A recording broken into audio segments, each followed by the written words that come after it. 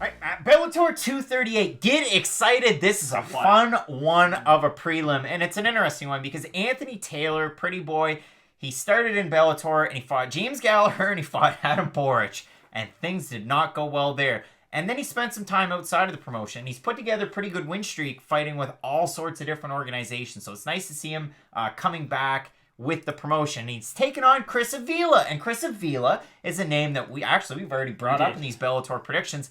This is a guy that fought the GOAT. He fought Artem Lobov in his true UFC debut, and he lost. And then he lost after that. And that was it for Chris Avila in the UFC. Matt, he was a guy from The Ultimate Fighter. What can you tell me about Chris Avila?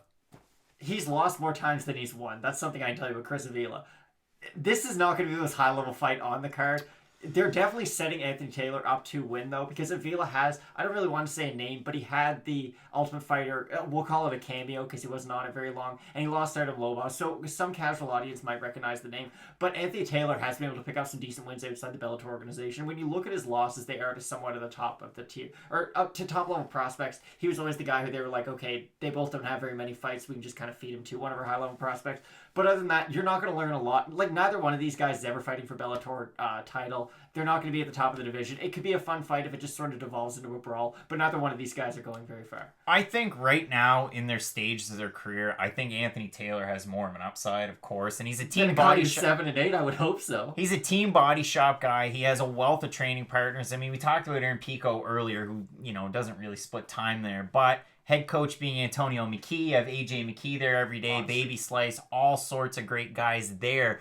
Really forming a good hub. And we've talked about it in different predictions in the past. Some of the neat things that they're doing. And maybe some guys are stalling. But like we said, I mean, McKee has looked great of late. Even Antonio had a win not that long ago. That much is true. And of course, you have the Bellator Featherweight Grand Prix on this card as well that we're going to talk about. But as far as this fight is concerned, out of 217 votes, 90% going with Anthony Taylor. And of them, 84% going with the decision. This is one that might fly under the radar. Sign.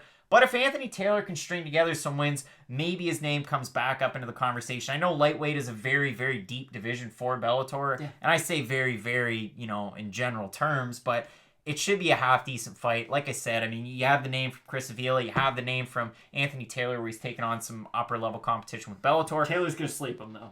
We're really looking forward to it. I think so as well. With Bellator 238, our main card and prelim picks here for Fight Night Picks. Let's get